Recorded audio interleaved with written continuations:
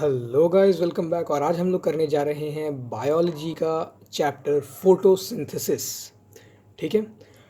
तो फोटोसिंथेसिस क्या होता है, ये चीज़ हम लोग बहुत ही छोटी स्टेज से, ये कह लीजिए बचपन से ही पढ़ते आ रहे हैं।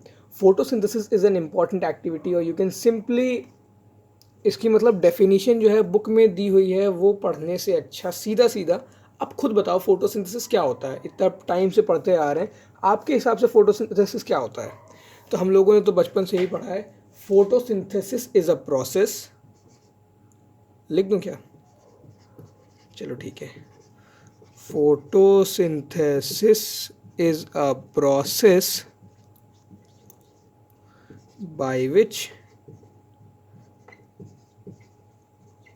प्लांट्स मेक, यार हैंड राइटिंग मत जाना, मैं पढ़ के बोल दूंगा। Photosynthesis is a process by which plants make their own food using sunlight, carbon dioxide and water. ठीक है, कहीं कहीं पे हम लोग क्लोरोफिल भी इंक्लूड कर देते हैं। ये वो डेफिनेशन है जो हम लोग बचपन से पढ़ते हुए चले आ रहे हैं। आज भी ये डेफिनेशन है, बस आज थोड़े साइंटिफिक टर्म्स यूज़ हो गए। जैसे हम लोगों ने लिखा photosynthesis process by which plants make their own food. अब क्या हो गया? प्लांट्स सिंथेसाइज, सिंथेसिस है तो क्या कर रहे हैं? सिंथेसाइज कर रहे हैं। ठीक है, प्लांट्स सिंथेसाइज, ठीक, देयर ओन फूड। ठीक, या फिर plant synthesize their food using carbon dioxide, sunlight, water, chlorophyll. अगर आपसे पूछी जाती फोटोसिंथेसिस की डेफिनेशन क्या है, ये आप लिखें। ठीक, इसके साथ साथ एक जो बहुत ही इंपॉर्टेंट चीज़ है, ये अगर आप लिख देंगे तो एग्जामिनर के ऊपर एक बहुत ही अच्छा इंप्रेशन जाता है, और वो है ये रिएक्शन। ये रिएक्शन ज़रूर लिख दीजिएगा बैलेंस्ड वे में, कि carbon dioxide and water in the presence of sunlight and chlorophyll would give out C6H12O6 plus 6O2 as gas. ठीक, ये अगर आपको ना दिख रहा हो तो ये तो ऐसे कर दिया। अब लाइट बीच में परेशान नहीं करेगी, ये हिस्सा देख लीजिए, बहुत ही इंपॉर्टेंट चीज़ है, ये ज़रूर लिख के आना। ठीक है, इसके साथ कोई छेड़छाड़ नहीं। ठीक है, कार्बन डाइऑक्साइड प्लस वाटर मिलके क्या बनाएंगे? C6H12O6। ये आपका क्या है? ये एक तरीके का शुगर है, कह लीजिए। ठीक, glucose, glucose which is a type of sugar. ठीक, ये बनेगा साथ में 6O2, O2 यानी कि oxygen in the form of gas release हो जाएगी। ओके, तो ये हो गया आपका फोटोसिंथेसिस, जिसमें से ये चीज़ ज़रूर लिख के आना। डेफिनेशन तो लिख ही देना, ये तो रटने वाली चीज़ें नहीं, अब तो 3-4 साल से पढ़ रहे हैं, याद हो गई है। फोटोसिंथेसिस ऐसा प्रोसेस है जिससे प्लांट्स अपना खुद का फूड बनाते हैं। क्या क्या यूज़ करके बनाते हैं? CO2, water in the presence of sunlight, chlorophyll. ठीक है, they synthesize their own food using sunlight, CO2, water, chlorophyll. या फिर आप इसको और अच्छा करना चाहते हो तो आप लिख सकते हो photosynthesis a process by which plant synthesize their own food using CO2 and water, using CO2 and water in the presence of, in the presence of sunlight and chlorophyll. ठीक है, आगे जगह नहीं मेरे पास। ओके, ये हो गई एक बात। तो ये हो गया आपका फोटोसिंथेसिस। लेकिन अभी तक हम लोगों ने सिर्फ फोटोसिंथेसिस की डेफिनेशन पढ़ी, लेकिन हम लोग ये नहीं जानते थे कि सेल्यूलर लेवल पे या फिर ऑर्गेनल लेवल पे प्लांट्स में क्या प्रोसेस हो रहा होता है, जिस वजह से ये सारी रिएक्शंस, फोटोसिंथेसिस वगैरह हो रही होती। ठीक है, तो सबसे पहले हम लोग ये जानते हैं, तो ये फोटोसिंथेसिस के लिए हमारे पास रॉ मटेरियल क्या क्या है, या कह लीजिए हम लोगों को फोटोसिंथेसिस के लिए ज़रूरत क्या क्या पड़ती है। भैया हमें ज़रूरत पड़ती किस किस चीज़ की? कार्बन डाइऑक्साइड की, वाटर की, सनलाइट की। ठीक है, क्लोरोफिल की ज़रूरत नहीं पड़ती, क्योंकि क्लोरोफिल का यही काम होता है सनलाइट को एब्जॉर्ब करना। तो सीधे हम लोग सनलाइट लिख सकते हैं, और चाहें तो ब्रैकेट में लिख सकते हैं एब्जॉर्ब्ड बाय क्लोरोफिल। ओके, अगली चीज़, और इसी क्लोरोफिल को हम लोग ऐसे एच न्यू से भी डिनोट करते हैं। एच न्यू, ये ग्रीक सिंबल है न्यू, जैसे आप लोगों ने पढ़ा हो थीटा, फाई, डेल्टा। डेल्टा गलत हो गया, चलो छोड़ो। ठीक है, थीटा फाई, इस तरीके से न्यू एक सिंबल होता है। ओके, और जो एक चीज़ हमें चाहिए होती है वो होती है न्यूट्रिएंट्स फ्रॉम सॉइल, या सिर्फ न्यूट्रिएंट्स कह लो, न्यूट्रिएंट्स जो कि कहाँ से मिलते हैं, सॉइल से मिलते हैं, तो हम लोग लिख क्या देते हैं, न्यूट्रिएंट्स फ्रॉम सॉइल। बट ज़रूरी नहीं है सॉइल में लगा हो प्लांट, ठीक है, ज़रूरी नहीं है कि न्यूट्रिएंट्स उसको सिर्फ सॉइल से प्रोवाइड हो। आप चाहो तो ये स्पेसिफाई कर सकते हो, ना करो तो भी ठीक है, और वैसे ना करो तो ज़्यादा ठीक है, क्योंकि आजकल एक मतलब न्यूट्रिएंट्स लिख देना, लेकिन ज़रूरी नहीं सॉइल से हो, क्योंकि आजकल एक तरीका आ गया है एरोपोनिक्स। इस पर आप रिसर्च करना, रिसर्च इन द सेंस कि आप एक बार नेट पे पढ़ना है, देखना कि एरोपोनिक्स क्या होता है। मैं बताता हूँ शॉर्ट में कि एरोपोनिक्स ऐसी एक तरकीब होती है या ऐसा एक वे होता है जिसमें हम लोग प्लांट्स को बिना सॉइल के हवा में उगा सकते हैं। कैसे? उनको एक्सटर्नली न्यूट्रिएंट्स प्रोवाइड करके इंस्टेड ऑफ सॉइल की जगह, ठीक। तो ये हो गया हमारे पास रॉ मटेरियल। और यहीं पे अगर बात कर लें प्रोडक्ट्स की, तो भैया 2 प्रोडक्ट निकलेंगे। प्रोडक्ट हमारे पास क्या निकलेंगे? प्रोडक्ट निकलेगा एक ग्लूकोज, कैसा वाला? वही C6H12O6, ठीक। दूसरा निकलेगा ऑक्सीजन, O2 निकलेगा, ठीक। इसमें किसी कोई डाउट नहीं होना चाहिए कि ये चीज़ सारी बेसिक वाली थी। अब आगे बात करते हैं, तो भैया फोटोसिंथेसिस ज़रूरी क्यों होता है? तो फोटोसिंथेसिस ज़रूरी इसलिए होता है, नंबर 1 वो प्रोवाइड करता है, या फिर यहाँ पे लिख दें ऊपर, importance of photosynthesis, of photosynthesis, ठीक है, कि फोटोसिंथेसिस हमारे लिए इतना इंपॉर्टेंट क्यों है। यार हैंड राइटिंग में मत जाना, फिर से कह रहा हूँ, सो सॉरी हैं। तो ये हमारे लिए इसलिए इम्पॉर्टेंट है, पहला रीज़न, प्लांट्स होते क्या हैं, जो प्लांट्स फोटोसिंथेसिस करते हैं उन्हें हम लोग ऑटोट्रॉप्स भी कहते हैं। क्यों? क्योंकि वो अपना खाना खुद बनाते हैं नेचुरल चीज़ों को यूज़ करके, ठीक। जैसे हम ह्यूमंस हैं, एनिमल्स हैं, हम लोग किस कैटेगरी में आते हैं? हम लोग आते हैं हेटेरोट्रॉफ्स पे। क्यों हेटेरोट्रॉफ्स? क्योंकि हम लोग अपना खाना खुद नहीं बनाते, हम ऑटोट्रॉफ्स पे डिपेंडेंट होते हैं। जो ऑटोट्रॉफ बनाते हैं हम उसी पे डिपेंडेंट रहते हैं। ये जो ग्लूकोज प्रोड्यूस करते हैं वो हम खाते हैं, किस फॉर्म में खाते हैं भैया? आलू खाते हैं, पोटैटो, या जो भी हम लोग प्लांट प्रोडक्ट खाते हैं, पोटैटो हो गया, कोई लीफ हो गई, कोई रूट हो गया, जैसे कैरेट वगैरह, कुछ भी खाते तो हम लोग प्लांट्स का ही खाते हैं। और जिन हम लोग जानवरों को खाते हैं, नॉन वेजिटेरियन, ठीक है, या जो भी कार्निवोरस एनिमल्स है, वो जिन जानवरों को खाते हैं, एनिमल्स को खाते हैं, वो एनिमल्स भी तो घूम फिर के प्लांट्स ही खाते हैं। इन्होंने एनिमल्स को खाया। सपोज कर लेते हैं कि ये एक टाइगर है, टाइगर ने डियर को खाया, तो डियर क्या है? डियर तो ऑटोट्रॉप्स या प्लांट्स पे ही फीड करता है ना।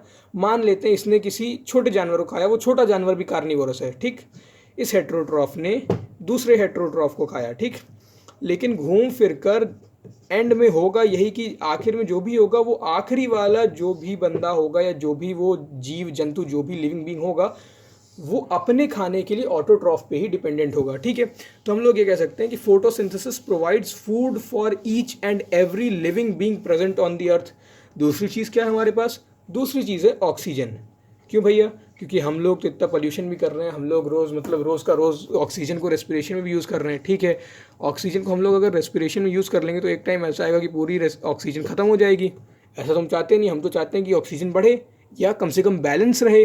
तो ऑक्सीजन कब बैलेंस रहेगी या कैसे बैलेंस रहेगी? जब कोई ऑक्सीजन प्रोड्यूस करने वाला हो, जब कोई ऑक्सीजन प्रोड्यूसर होगा, क्योंकि हम लोग तो ऑक्सीजन को ख़त्म कर रहे हैं, we are depleting the oxygen, we are using the oxygen present in the environment. तो कोई एक ऐसा भी होना चाहिए जो ऑक्सीजन प्रोड्यूस करे।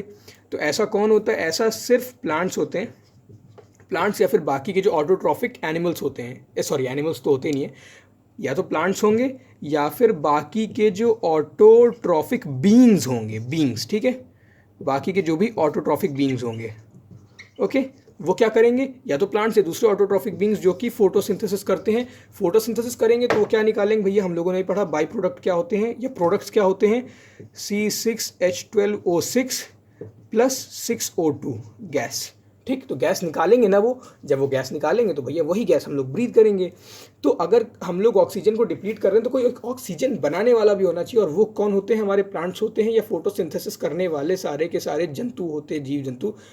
और मेनली जो ऑक्सीजन बनाते हैं वो हमारे प्लांट्स फोटोसिंथेसिस करके बनाते हैं, क्योंकि बाकी जो ऑटोट्रॉफिक बीइंग्स होते हैं वो आपके बैक्टीरिया टाइप होते हैं, ब्लू ग्रीन एल्गे वगैरह, वो जो ऑक्सीजन बनाते हैं वो इतनी छोटी अमाउंट में होती है कि वो ना के बराबर होती है as compare to what amount of oxygen is produced by plants, ठीक है।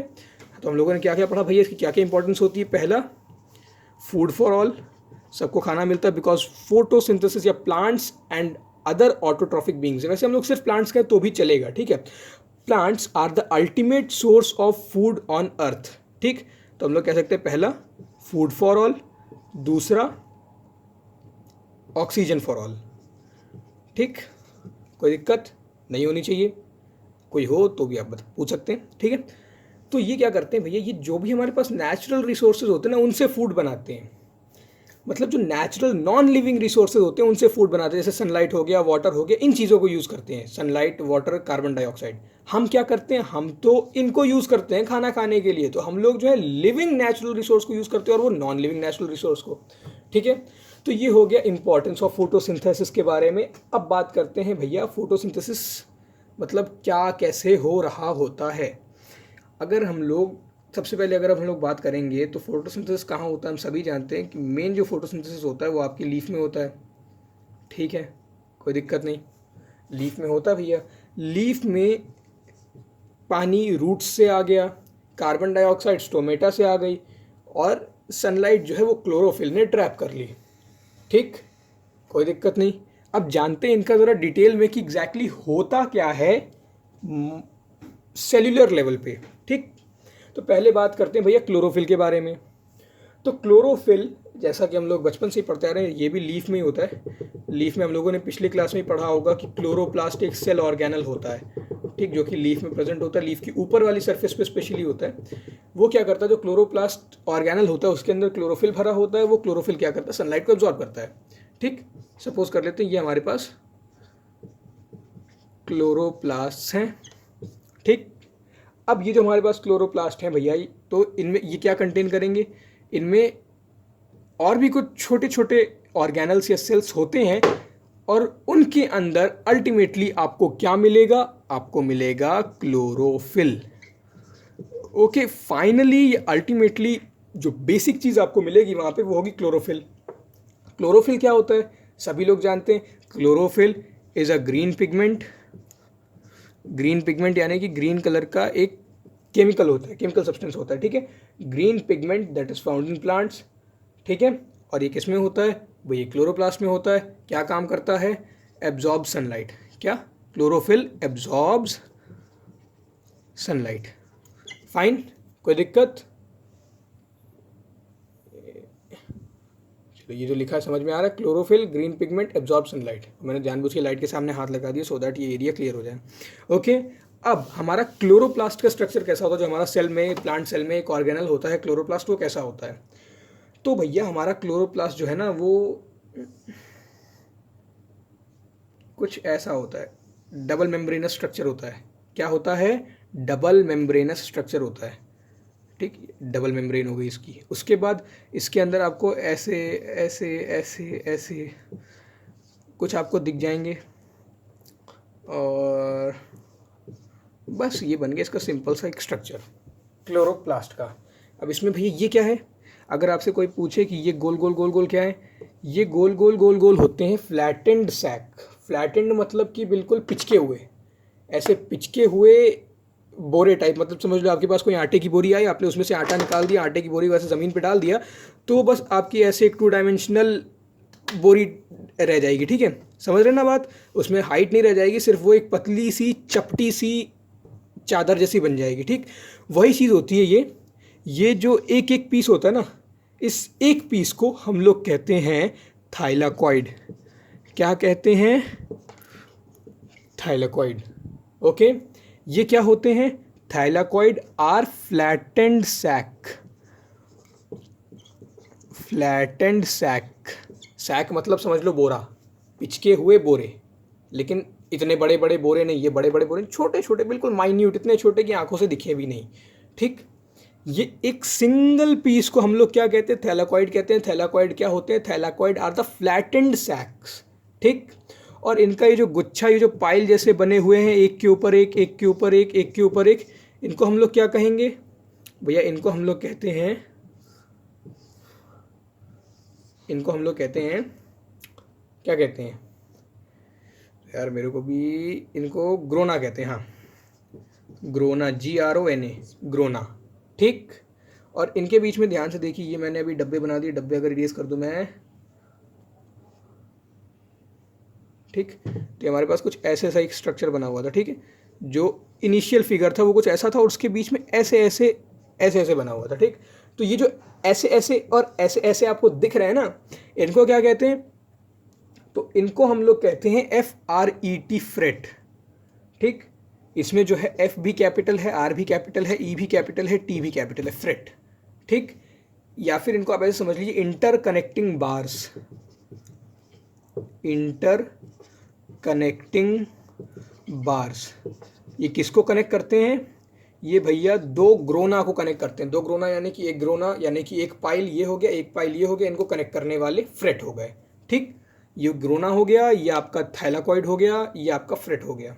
ओके, इसी फिगर को एक बार अच्छे से दोबारा बना देता हूँ मैं।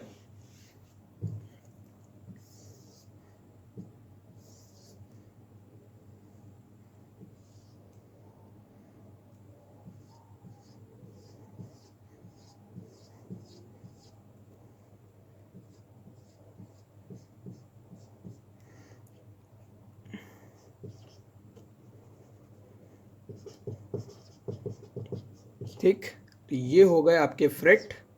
ओके, ये आपका सिंगल पीस हो गया थैलाकॉइड। ये एक सिंगल सैक, ये सिंगल, ये सिंगल, ये सिंगल, ये सिंगल, ये सिंगल, ये सिंगल, ये सिंगल, ये सिंगल, सिंगल सिंगल, ये आपके हो गए thylakoid, flattened sac. These are individual, एक एक सिंगल चीज़ है ये। ठीक, थैलाकॉइड आर इंडिविजुअल सैक। ठीक, और इन्हीं का पाइल्ड अप स्ट्रक्चर, ये पूरा एक पाइल, ये पूरा एक पाइल, ये पूरा एक पाइल, ये हो गया ग्रोना। ठीक, ग्रोना क्या है? Grana is pile of sac, sorry pile of thylakoid, thylakoid. ठीक, ये क्या है भैया? आपका क्लोरोप्लास्ट जो है ये एक डबल मेम्ब्रेनस स्ट्रक्चर होता है। कैसा स्ट्रक्चर होता है? डबल मेम्ब्रेनस स्ट्रक्चर, ये डबल मेम्ब्रेनस स्ट्रक्चर। ठीक, डबल मेम्ब्रेनस होता है। फाइन, अब इसमें हमारे पास एक और चीज़ होती है। क्या होता है? ये मैंने आपको एक 2 डायमेंशनल व्यू दिखाई। इसी को अगर आप 3 डायमेंशनली इमेजिन करो तो इसमें भरा होता है एक लिक्विड, लिक्विड कह लो, फ्लूइड कह लो, पूरे में भरा होता है। ठीक, उसे हम लोग क्या कहते हैं भैया? जो फ्लूइड भरा हुआ है, ये जो लिक्विड भरा हुआ है, इसे हम लोग कहते हैं, यहाँ पे कर देते हैं। ठीक है, इस लिक्विड को या इस फ्लूइड को हम लोग कहते हैं स्ट्रोमा, स्ट्रोमा। ठीक, स्ट्रोमा या फिर ग्राउंड फ्लूइड। ओके, स्ट्रोमा या फिर ग्राउंड फ्लूइड। वैसे ये मैंने एक चीज़ कही थी, फ्रेट के FRET तीनों चारों कैपिटल होते हैं। ऐसा ज़रूरी नहीं है, आप FRET को स्मॉल भी कर सकते हैं, FRET, फ्रेट। ठीक, अब ये हो गया आपकी ये सारी चीज़ें। इसमें से दो जो हमारे पास इंपॉर्टेंट है, एक वो है ग्रोना, एक है स्ट्रोमा। क्यों? जो ग्रोना होता है, ग्रोना ये वाला, ये हिस्सा, ठीक है, ये जो ग्रोना होता है, this is responsible for light reaction. Light reaction कह लो या लाइट डिपेंडेंट रिएक्शन कह लो। ठीक है, लाइट डिपेंडेंट, यहाँ लिख देता हूँ मैं छोटा सा, लाइट डिपेंडेंट। ठीक, इसका मतलब लाइट डिपेंडेंट। और ये जो होता है ये डार्क रिएक्शंस या फिर light independent reaction. Dark reaction उतना सही टर्म नहीं है, लाइट इंडिपेंडेंट रिएक्शन एक ज़्यादा सही टर्म माना जाएगा। ठीक है, तो ये लाइट रिएक्शन, ये डार्क रिएक्शन। ये लाइट रिएक्शन के लिए क्यों, मतलब ये इसकी फंक्शनैलिटी लाइट रिएक्शन इसलिए होती है, या फिर ये लाइट रिएक्शन के लिए इसलिए रिस्पॉन्सिबल होता है क्योंकि ग्रोना इस पाइल ऑफ थैलाकॉइड, यानी कि एक एक सैक का पाइल है। ठीक है, और थैलाकॉइड क्या होता है भैया? जो हमारे पास क्लोरोफिल होता है। आप कहोगे हम लोगों ने क्लोरोप्लास्ट पढ़ लिया, क्लोरोफिल की बात ही नहीं करी। तो क्लोरोफिल जो होता है वो थैलाकॉइड में भरा होता है। Chlorophyll contained, chlorophyll container. ठीक, अब आप इसको नोट डाउन कर लो, बना लो, अच्छे से लगा लो, कुछ भी कर लो, बस ये आपको याद होना चाहिए। ये है आपका क्लोरोफिल कंटेनर। क्या? थैलाकॉइड आपका क्लोरोफिल कंटेनर है। थैलाकॉइड क्या होता है? फ्लैटेंड सैक होता है, एक इंडिविजुअल फ्लैटेंड सैक होता है। ठीक है, इनका जो पाइल होता है उसे हम लोग ग्रोना कहते हैं। Grana is known as pile of thylakoid. It is responsible for light dependent reactions. इसके बाद आपके पास अगली चीज़ आती है ये कि ये डबल मेम्ब्रेनस स्ट्रक्चर होता है। छोड़ दीजिए, ये तो हो ही जाएगा, डायग्राम में बना दिखा दीजिएगा।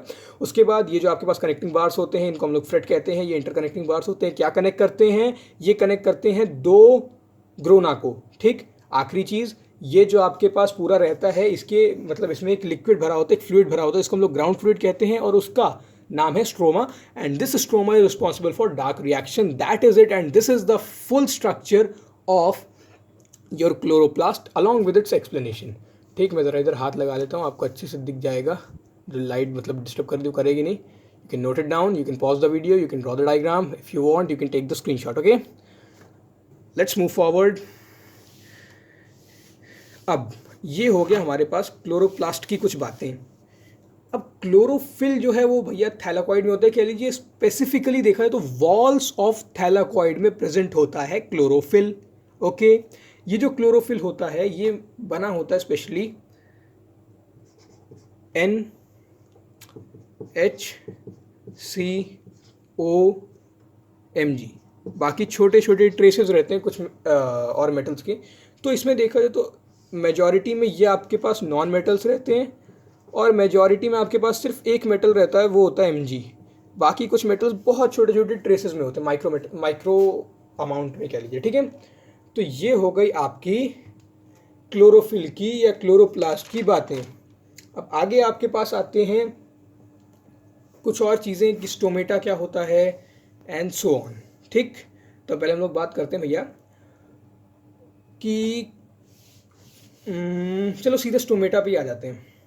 ओके, लेकिन उसके पहले एक चीज़ ध्यान रखना कि जो क्लोरोफिल होता है ना, chlorophyll is highly sensitive to light and too much of light में किल देम और डिस्ट्रॉय देम। यानी कि जो भी क्लोरोफिल होता है अगर उसमें ज़्यादा इंटेंसिटी की लाइट मार दी जाए या ज़्यादा इंटेंसिटी की लाइट उस पर प्रोजेक्ट कराई जाए, अगर इस लीफ पे ज़्यादा इंटेंसिटी की लाइट प्रोजेक्ट कराई जाए तो क्या होगा, इसमें जो क्लोरोफिल होंगे या क्लोरोफिल के जो भी सेल्स होंगे वो ख़त्म हो जाएंगे, डेड हो जाएंगे, डिस्ट्रॉय हो जाएंगे, सब हो जाएगा। ठीक है, बचेंगे नहीं वो। ओके, अब हम लोग आ जाते हैं स्टोमेटा पे। स्टोमेटा ये भी एक इंपॉर्टेंट चीज़ है, इंपॉर्टेंट कॉन्सेप्ट है, जल्दी से देख लेते हैं, कुछ खास बहुत डिफिकल्ट नहीं है। ओके, ये बन गया। अब इसमें हमारे पास क्या है, इसमें हमारे पास कुछ एक ऐसा सा स्ट्रक्चर है,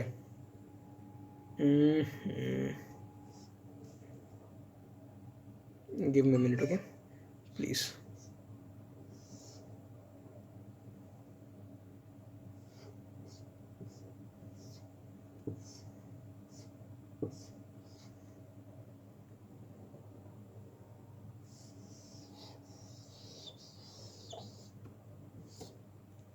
ठीक, अब इसको थोड़ा और अच्छे से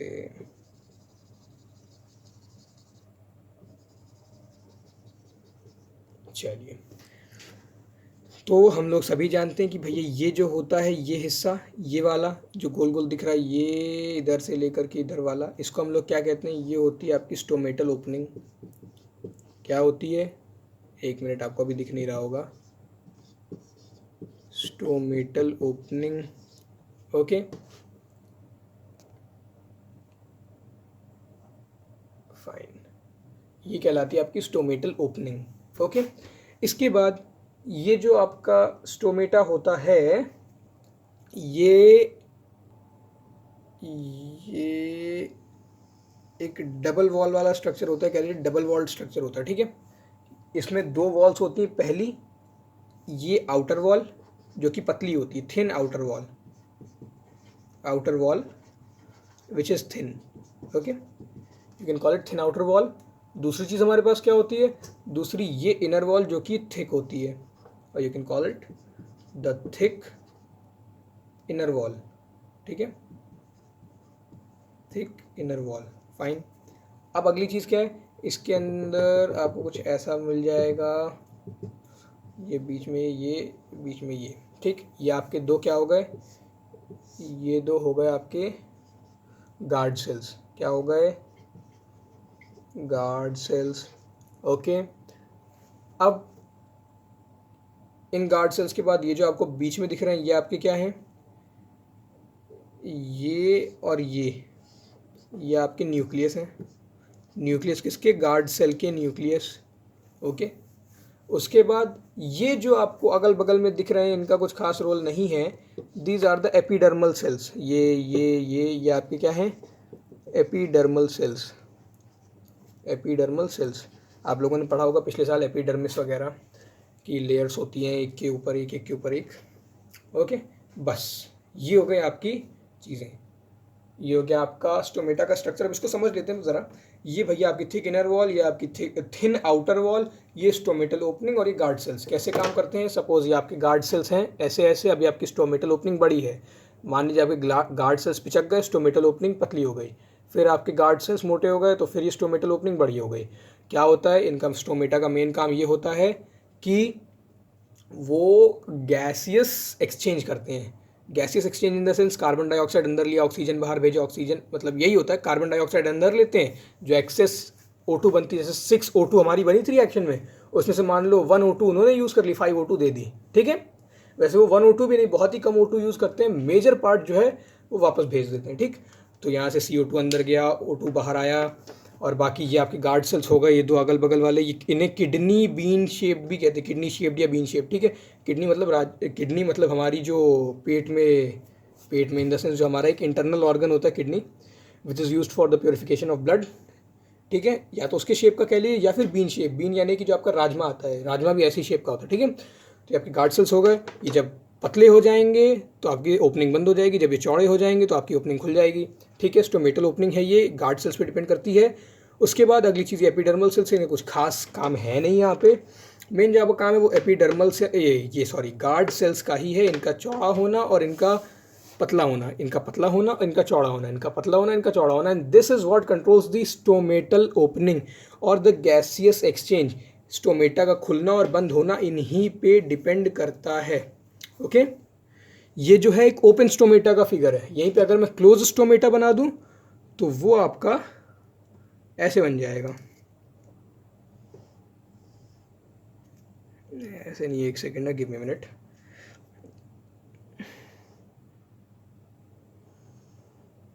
ये बन गया आपका क्लोज स्टोमेटा, ठीक। अभी तक ओपन था, अब क्लोज हो गया। क्यों? अब इसका जो गार्ड सेल्स हैं वो चौड़े हो गए, चौड़े हो गए तो ये बंद हो गया, ठीक। गार्ड सेल्स अभी यहाँ पर मतलब चौड़े क्या होगा, ये पिचक जाते हैं जब इनमें, चलिए अभी आपको अच्छे से आगे समझ में आएगा जब इनकी क्लोजिंग और ओपनिंग के बारे में बात करेंगे।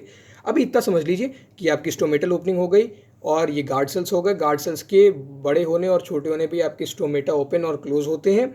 ये आपके एपिडर्मल सेल्स हो गए, ये आपकी थिक इनर वॉल हो गई, थिन आउटर वॉल हो गई, दैट इज़ इट, ओके। इसी स्टोमेटल ओपनिंग को हम लोग स्टोमेटल पोर भी कहते हैं, ओके। और इसमें ये एक इम्पॉर्टेंट चीज़ है, इसमें ये जो स्टोमेटा में आपको छोटे छोटे dot dot dot dot dot dot दिख रहे हैं ना, ये गेस करिए क्या होंगे। ये है आपका क्लोरोप्लास्ट, जो हम लोगों ने अभी एक थैलाकॉइड वगैरह वाले फिगर की बात करी थी ना, वो स्टोमेटा के गार्ड सेल में प्रेजेंट होता है, तो पिद्दी सा होता है, ठीक है, इतना छोटा सा। क्लोरोप्लास्ट सिर्फ यहाँ नहीं होते, लेकिन क्लोरोप्लास्ट यहाँ भी होते हैं, ये पता होना चाहिए, ठीक। अब स्टोमेटा का काम क्या होता है, सिंपल सा हमारे स्टोमेटा का यही काम होता है, जो कि है गैसियस एक्सचेंज और ट्रांसपिरेशन। इसकी अगर मैं आपको एक इंग्लिश में एक डेफिनेशन बता दूं सिंपल सा, तो present on the lower surface of the leaf, stomata is responsible for the gaseous exchange of the plant plus या फिर अलॉन्ग विद ट्रांसपिरेशन। फिर सुन लीजिए, अच्छे से बोल देता हूँ। Present on the lower surface of the leaf, stomata is responsible for the gaseous exchange of the plant, ठीक। Transpiration is also a major role that it plays, ये कर लीजिए, जो आपकी मर्जी, आप कुछ भी कर सकते हैं, ठीक। बस डेफिनेशन आपकी सही होनी चाहिए, टू द पॉइंट होनी चाहिए, करेक्ट होनी चाहिए, उसमें सारी चीज़ें इंक्लूड कर दें आप एक ही डेफिनेशन में, कि एग्जैक्टली स्टोमेटा क्या होता है, क्या करता है, कहाँ होता है, ओके। ज़रूरी नहीं है कि आप ये भी बता दो गार्ड सेल होता है, ओपनिंग क्लोजिंग नहीं। अगर डिफाइन स्टोमेटा आ जाए तो आप ये बता दीजिए कि कहाँ पे होता है, उसका काम क्या होता है, बस। Present on the lower surface of the leaf, stomata is responsible for the gaseous exchange of the plant and transpiration is also a function that it plays. उसके बाद अब एक इम्पॉर्टेंट, मतलब बोर्ड पर्सपेक्टिव से तो नहीं, लेकिन एक कॉन्सेप्चुअल चीज़ आ जाती है, जो कि होती है opening and closing of stomata. Opening and closing के लिए हमारे पास दो थ्योरीज हैं, एक है K+ आयन थ्योरी और दूसरी है शुगर कंसंट्रेशन थ्योरी, ठीक है। तो मैं इसको आपको बना के नहीं बताऊंगा, तो बहुत ज़्यादा टाइम लग जाएगा, ठीक है। मैं इसको सीधा सीधा आपको दिखा देता हूँ, कि हैंड राइटिंग पे मत जाना, फिर से कह रहा हूँ, एक सेकेंड।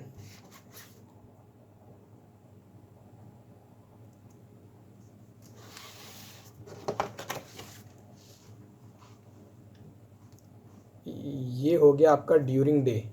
ड्यूरिंग द डे क्या हो रहा होता है?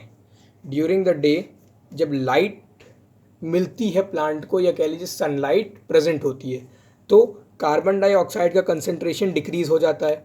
क्यों डिक्रीज हो जाता है? क्योंकि उस वक्त फोटोसिंथेसिस हो रहा होता है, तो जो कार्बन डाइऑक्साइड होती है वो फोटोसिंथेसिस में लग जाती है। ठीक, कार्बन डाइऑक्साइड का कंसंट्रेशन डिक्रीज होने की वजह से प्लांट के जो सेल्स हैं उसमें मैलिक एसिड का फॉर्मेशन होता है, या जो गार्ड सेल्स हैं उनमें मैलिक एसिड फॉर्म होता है। ठीक, अब मैलिक एसिड का जो फॉर्मूला होता है वो एक ऑर्गेनिक एसिड है। अब फॉर्मूला छोड़ दीजिए, आप इतना समझ लीजिए कि मैलिक एसिड जो है वो एक ऑर्गेनिक एसिड है। लो यार, ये भी चलना बंद हो गया। एक ऑर्गेनिक एसिड है, तो उसमें कार्बन और H प्लस तो होगा ही। एसिड है तो इसी समझ लो कि H प्लस होगा उसमें। ठीक, एसिड है तो समझ लीजिए उसमें H प्लस तो होगा ही होगा। तो अब क्या होगा, इस एसिड का डिसोसिएट हो जाएगा। ये किस में डिसोसिएट हो जाएगा? ये जो मैलिक एसिड बना ये डिसोसिएट हो जाएगा मैलेट आयंस और H प्लस आयंस में। ठीक, अब K plus ions are taken into the guard cells and H plus out of the guard cells. क्यों? क्योंकि यहाँ पर कंसंट्रेशन का डिफरेंस आ गया। हुआ क्या यहाँ पर, ऐसे समझिए कि K प्लस आपके पास आयन थे, पोटेशियम के आयंस थे।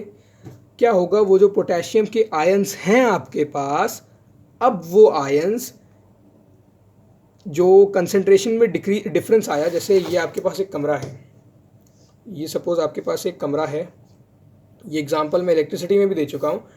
आपने यहाँ पर डिओड्रेंट मारा, स्प्रे किया, यहाँ से डीओ की स्मेल यहाँ तक क्यों चली जाती है? क्योंकि यहाँ पर डीओ के गैस के पार्टिकल्स ज़्यादा होते हैं, हायर कंसंट्रेशन से लोअर कंसंट्रेशन की तरफ मूव करते हैं। वही चीज़ यहाँ पर भी होगी भैया, एक साइड जब H प्लस ज़्यादा हो गया तो दूसरी साइड के H प्लस कम हो जाएगा। तो इसी वजह से K प्लस और H प्लस जो हैं वो मूव करने लगते हैं आपस में, unless an equilibrium is formed.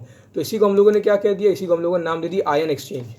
क्या नाम दे दिया? Ion exchange. यहाँ पर आयन का एक्सचेंज हो रहा है, K प्लस की जगह H आ रहा है, H की जगह K प्लस आ रहा है। क्यों? क्योंकि कंसंट्रेशन में डिफरेंस था। ठीक, अब osmotic potential of the guard sales increases. ये क्या हुआ? इसका ये मतलब हुआ कि जो गार्ड सेल्स थे आपके, उनमें ऑस्मोटिक पोटेंशियल इंक्रीज हो गया। क्यों? क्योंकि अब उसमें K प्लस आयंस आ गए। अब K प्लस आयंस आ गए तो एंडोस्मोसिस होगा। ये सब आपने नहीं पढ़ा तो आप ये मतलब रूट्स वाले चैप्टर में जाके एक बार पढ़ सकते हैं कि एंडोस्मोसिस क्या होता है, एग्जॉस्मोसिस क्या होता है। एंडोस्मोसिस मतलब कि कैसे समझाऊं, बस इतना समझ लीजिए कंसंट्रेशन डिफरेंस की वजह से वाटर का एक जगह से दूसरी तरफ, एक जगह से दूसरी जगह मूवमेंट। ठीक, तो अब क्या होगा, अब अगर एंडोस्मोसिस होगा गार्ड सेल्स में तो यहाँ पर सेल जो है वो टर्जिड हो जाएगा। टर्जिड यानी कि सेल जो है वो फूल जाएगा, या कह लीजिए अब वो चौड़ा हो जाएगा, बड़ा हो जाएगा। ठीक है, अब अगर सेल चौड़ा हो जाएगा तो आपके जो भी मतलब स्टोमेटा है वो खुल जाएंगे।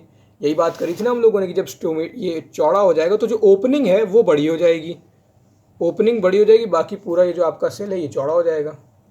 ठीक, ओके। अब इसी चीज़ को एक डायग्राम से समझ लें अगर, तो ये डायग्राम दिया हुआ है। ठीक, K प्लस आयन थ्योरी से रिलेटेड कि भैया यहाँ पर K प्लस आयन ज़्यादा थे, अंदर जो है वैक्यूल होते ना, वैक्यूल जो हम लोगों ने प्लांट सेल में पढ़ा था कि वैक्यूल होते, वैक्यूल में पानी होता है। ठीक है, पानी से अब K प्लस जो है आउटसाइड कम है, बाहर K प्लस कम है और K प्लस अंदर ज़्यादा हो गए। क्यों?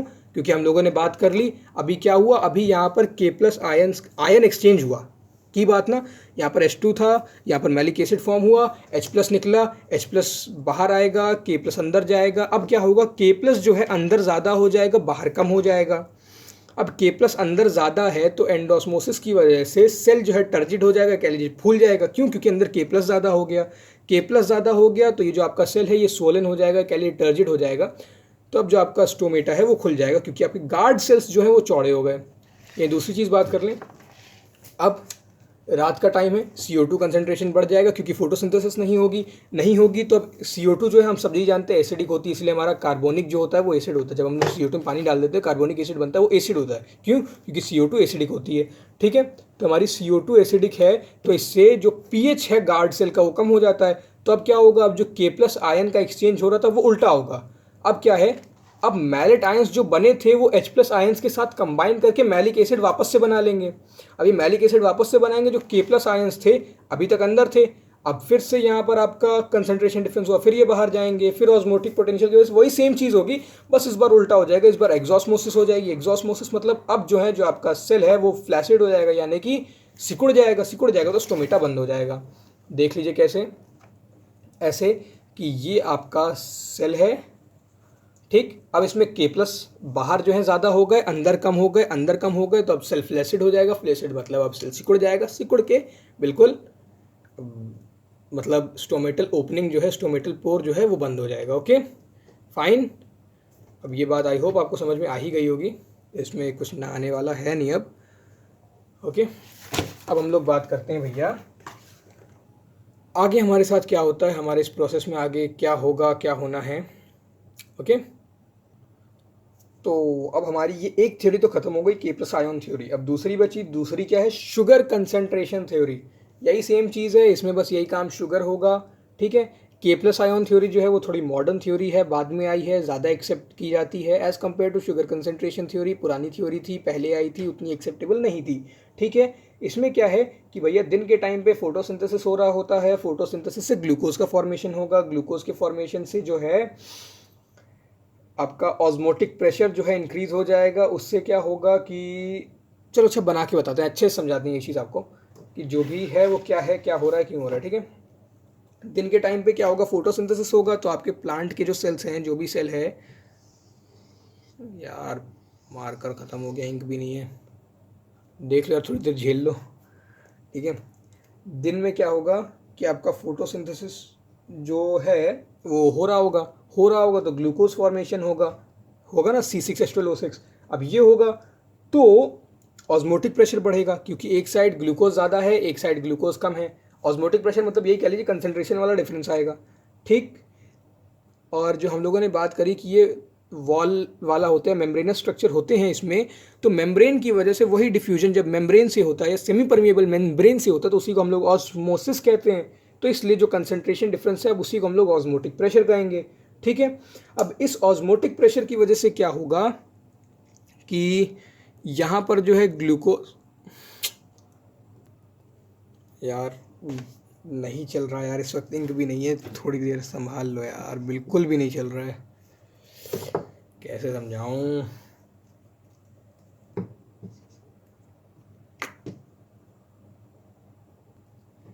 तो जैसा कि हम लोग ये जान चुके हैं कि भैया फोटोसिंथेसिस हो रहा है, फोटोसिंथेसिस हो रहा है तो यहाँ ग्लूकोज फॉर्मेशन होगा, तो यहाँ पर क्या होगा, यहाँ पर ग्लूकोज ज़्यादा होगा, ठीक।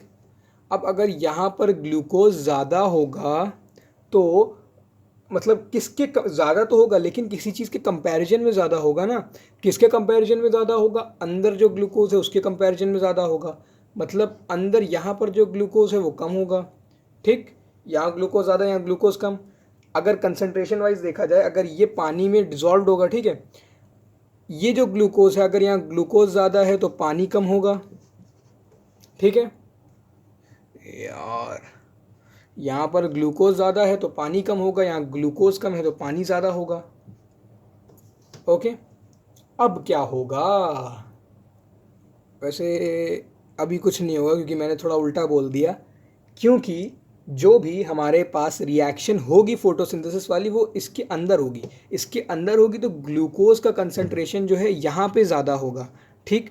यहाँ पे ज़्यादा होगा तो यहाँ पे कम होगा, ग्लूकोज यहाँ ज़्यादा है तो पानी यहाँ पे कम होगा, पानी यहाँ पे कम है और पानी यहाँ पे ज़्यादा है, तो अब क्या होगा, पानी जो है वो ज़्यादा से कम की तरफ जाएगा तो पानी इधर आएगा, ग्लूकोज इधर जाएगा। ग्लूकोज से हमें कोई मतलब नहीं, पानी जो है वो मेनली आपका या तो सेल को चौड़ा करेगा या पतला करेगा। अब पानी यहाँ पे आया, पानी यहाँ पे आया तो सेल को चौड़ा करेगा, और हम लोगों ने क्या बात की कि भैया जब सेल चौड़ा होगा तो स्टोमेटल ओपनिंग खुल जाएगी, स्टोमेटल पोर खुल जाएगा। तो दिन के टाइम पे ये जो H2O है, ये जो वाटर है, ये यहाँ से यहाँ ट्रैवल करेगा, यहाँ से यहाँ ट्रैवल क्यों करेगा, क्योंकि यहाँ पर ग्लूकोज ज़्यादा, यहाँ पे ग्लूकोज कम, यहाँ पर ग्लूकोज ज़्यादा इसलिए यहाँ पे पानी कम, यहाँ पर ग्लूकोज कम इसलिए यहाँ पे पानी ज़्यादा, पानी ज़्यादा से कम में ट्रैवल करेगा। अगर पानी ज़्यादा से कम में ट्रैवल करेगा तो ये जो सेल्स हैं ये फूल जाएंगे, यानी कि इनके अंदर पानी भर जाएगा, पानी भर जाएगा तो आपका जो स्टोमेटल ओपनिंग है, स्टोमेटल पोर है, ये ओपन हो जाएगा। ओके रात के टाइम पे इसी का उल्टा होगा, रात के टाइम पे ग्लूकोज तो बनेगा नहीं, तो H2O जो है अब वो उसका मूवमेंट होगा नहीं, अब ये वापस निकल जाएगा, जो पहले जैसा था वैसे हो जाएगा। तो अब यहाँ पर ये जो है ये ग्लूकोज तो अब ख़त्म ही हो गया, इसका तो कुछ काम धंधा है ही नहीं, इसको भगा दो। अब यहाँ पर पानी कम था, यहाँ पे पानी ज़्यादा था, यही चीज़ वापस हो जाएगी। पानी कम हो गया तो आपका जो सेल है वो फ्लैसिड हो जाएगा, यानी कि चिपक जाएगा, पिचक गया। तो आपकी जो स्टोमेटल पोर है, स्टोमेटल ओपनिंग है, ये फिर पतली हो जाएगी, छोटी हो जाएगी, बंद हो जाएगी। ओके, तो बस आज का फिर यहीं तक रखते हैं। आज हम लोगों ने बहुत सारी नई चीज़ें कर ली हैं। अब बस एक वीडियो और लगेगा, उसमें आपका बाकी का ये बचा हुआ चैप्टर ख़त्म हो जाएगा। उसमें कुछ खास मुश्किल चीज़ें हैं नहीं। Okay, so with that note, goodbye, take care, keep learning, and thank you so much for watching this video.